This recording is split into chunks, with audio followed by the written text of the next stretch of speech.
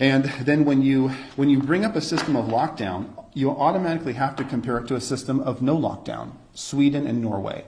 I'm Norwegian. Norway has lockdown. Norway has lockdown, Sweden does not have lockdown. What happened in those two countries? Are they vastly different? Did Sweden have a massive outbreak of cases? Did Norway have nothing? Let's look at the numbers.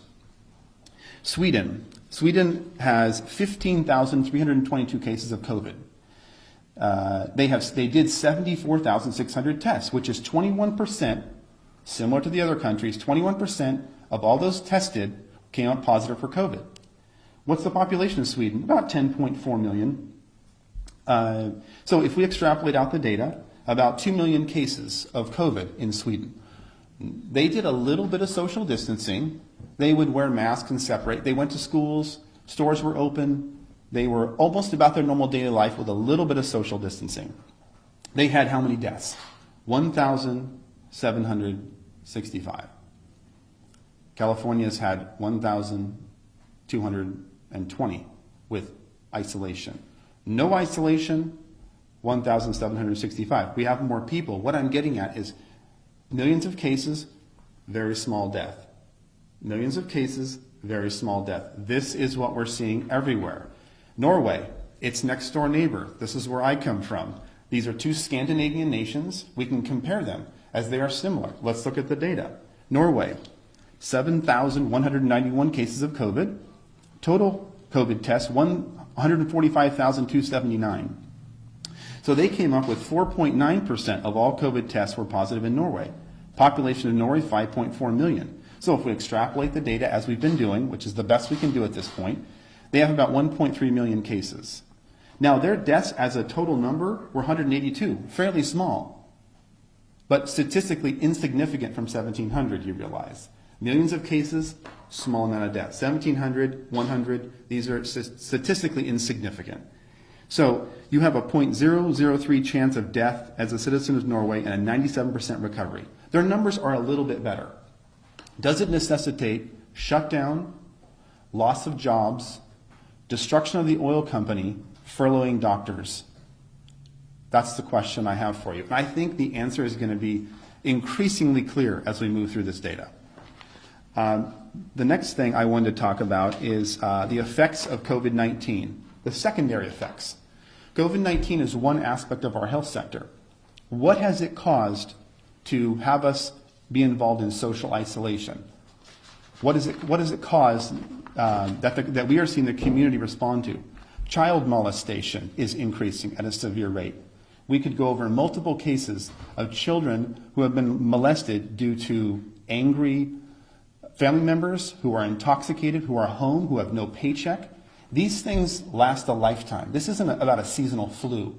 These are things that will follow these people and affect them in a negative fashion for their life. And these are secondary effects from COVID. And these are from me talking to ERs, talking to my doctors, and talking to people across the country and finding out what they're seeing. Spousal abuse. We see people coming in here with black eyes and cuts on their face. It's an obvious abuse case. These are things that will affect them for a lifetime, not for a season. Alcoholism, anxiety, depression, suicide. I talked to Donnie Youngblood and various people in the community, and I've asked them, how are things going? Suicide is spiking. Education has dropped off. Economic collapse. Medical industry, we're all suffering because our staff isn't here and we have no volume. These are all real things that I'm seeing every day. I don't read about this stuff. I'm seeing it in my clinics. We have clinics from Fresno to San Diego, and these things are spiking in our community. These things will affect people for a lifetime, not for a season. So let's make sure we're clear on that. So we've gone over the secondary effects. We've gone over the statistics. Now I want to compare flu virus. Is this significantly different? And I just got a little bit of data here. So deaths, per the CDC, 24,000 to 62,000 deaths each year. We had about 45 million total cases in 2017 with about 62,000 deaths, or a 0.13 chance of death from flu in the United States. As you know, our other numbers were 0.02. So the lethality of COVID-19 is much less. Now you've got hotbeds of it in New York, but again, we went over the numbers, 0.1% chance of death. Widespread, small amount of deaths. It's similar to flu, as a matter of fact. If we follow the science, as we've been asked to do, I'm following the science. This data is generated by the CDC, World Health Organization. The testing is generated by what we have done here. So we are following the science. Now I want to talk about the immune system. Dr. Masihi used to teach for immunology. We both had years of microbiology, biochemistry, and virology studies. We've made it our life's work to understand this stuff. And here, I'd like to go over some basic things about how the immune system functions so people have a good understanding. The immune system is built by exposure to antigens, viruses, bacteria. When you're a little child crawling on the ground, putting stuff in your mouth, viruses and bacteria come in, you form an antigen-antibody complex, you form IgG, IgM. This is how your immune system is built. You don't take a small child, put them in bubble wrap in a room and say, go have a healthy immune system. This is immunology, microbiology 101. This is not something, this is the basis of what we've known for years. So what I'm seeing is when you take human beings and you say, go into your house, clean all your counters, Lysol them down, you're going to kill 99% of viruses and bacteria, wear a mask, don't go outside. What does that do to our immune system? Our immune system is used to touching. We share bacteria, staphylococcal, streptococcal bacteria, viruses. We develop an immune response daily to this stuff. When you take that away from me, my immune system drops. As I shelter in place, my immune system drops. You keep me there for months, it drops more. And now I'm at home, hand washing vigorously, washing the counters, worried about things that are indeed what I need to survive. Let's follow the science. This is immunology, folks. This is microbiology. This is what we've combined together. We have 40 years of experience in this. This is common sense immunology. So quarantining and social distancing is worse for us, you're saying? It decreases your immune system. You can't build an immune system by, if someone has a reduced immune system, you hide them away because they can't build an immune system. If you have a normal functioning immune system, you need interaction. When a child's in a womb, you're in this protected environment. When you come out, you have almost no immune system. You develop that through touching your mouth, touching your eyes, virus, bacteria, immune response, IgG, IgM. This is how you build a strong immune system. Do you think people are worrying too much? Of course they are, but that's from media telling them to. I am telling them sheltering in place decreases your immune system. And then as we all come out of shelter in place with a lower immune system and start trading viruses and bacteria, what do you think is going to happen? Disease is going to spike. And then you've got disease spike amongst a hospital system with furloughed doctors and nurses. This is not the combination we want to set up for a healthy society. It doesn't make any sense. So is Dr. Fauci wrong then when he says that COVID-19 is shown to be nearly 10 times deadlier than the flu?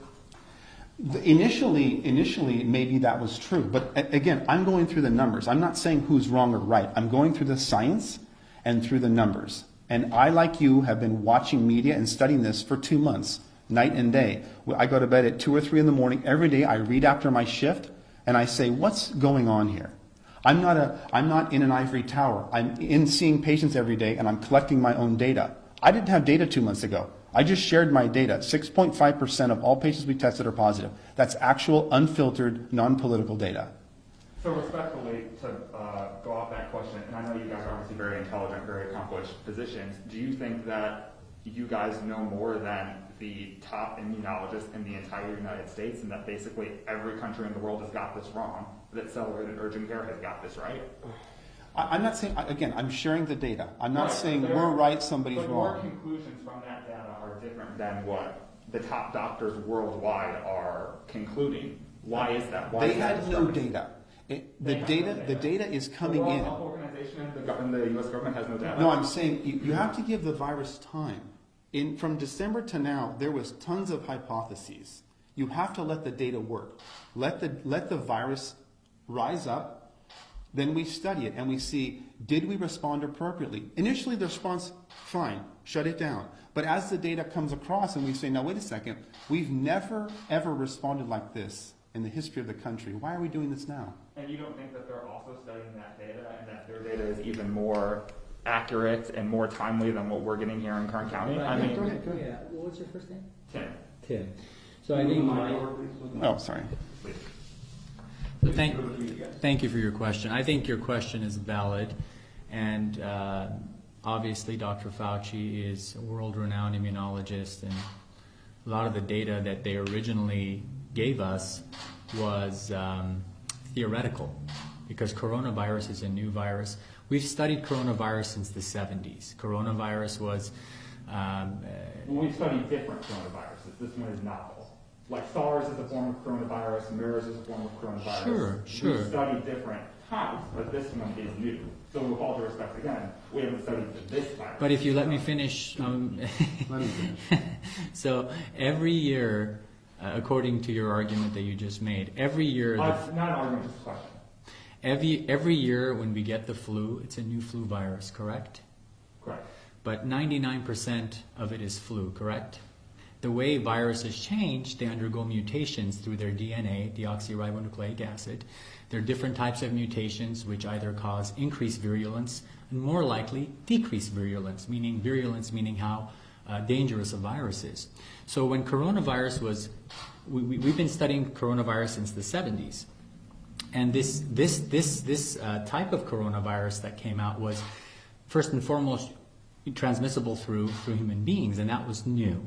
And I think any time you have something new in the medical community, I've been a doctor for 26 years. Anytime you have something new in the community, the medical community, it sparks fear.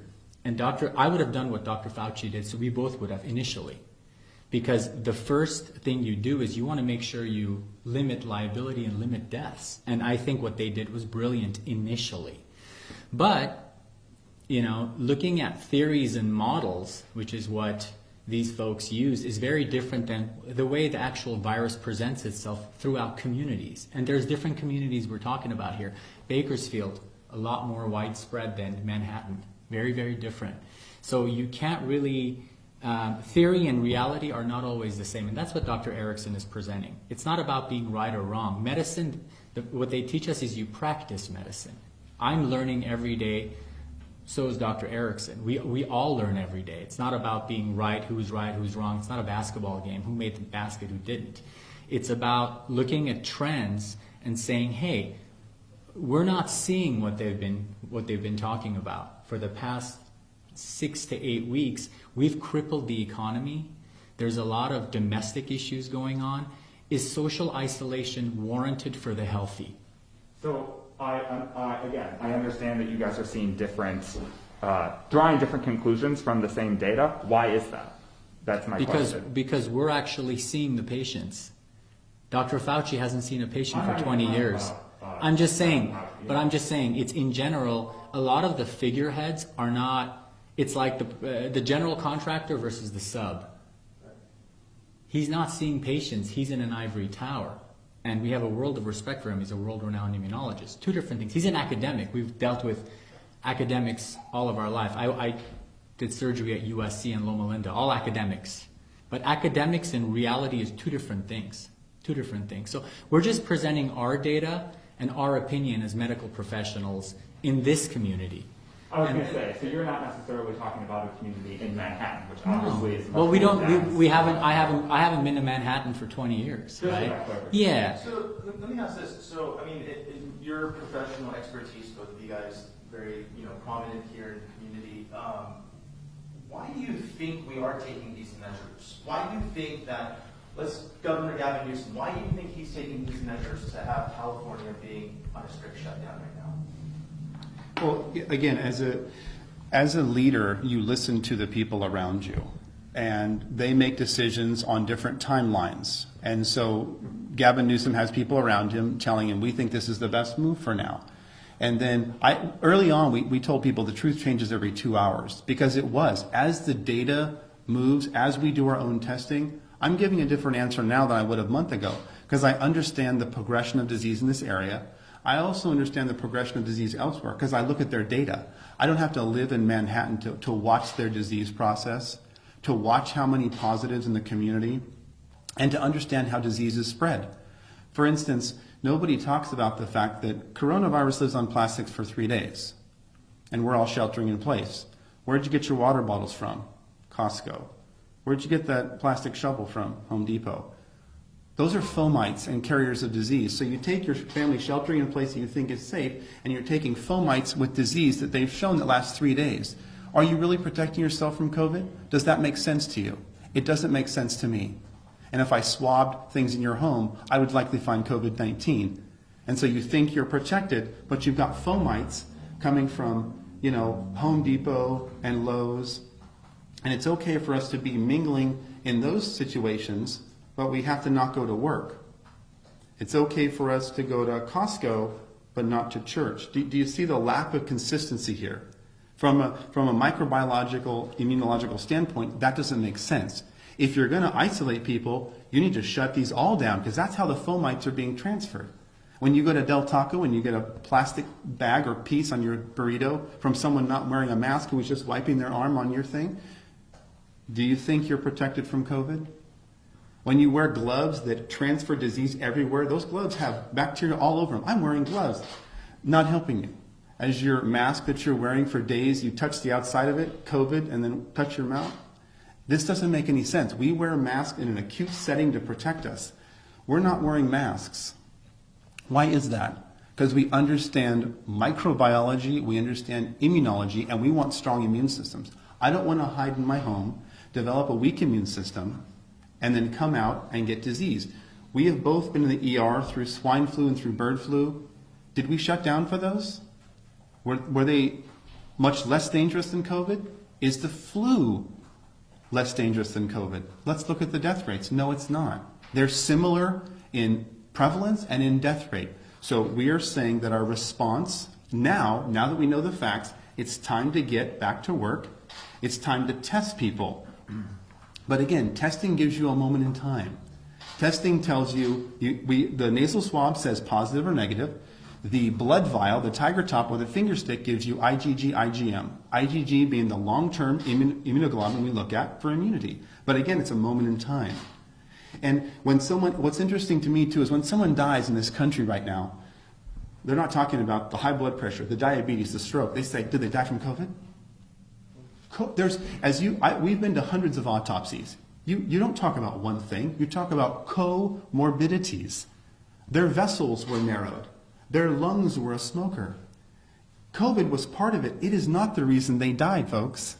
It is one of many reasons. So to be so simplistic to say that's a COVID death because they have COVID, you know how many people die with pneumonia or people that die from flu, with flu I should say, it's not from flu. Their lungs were compromised by COPD. They had a heart attack 2 years ago. They have a weakened body. We aren't pressured to test for flu. But ER doctors now, my friends that I talk to say, it's interesting. When I'm writing up my death report, I'm being pressured to add COVID. Why is that? Why are we being pressured to add COVID to maybe increase the numbers and make it look a little bit worse than it is? I think so. So this is what I'm hearing from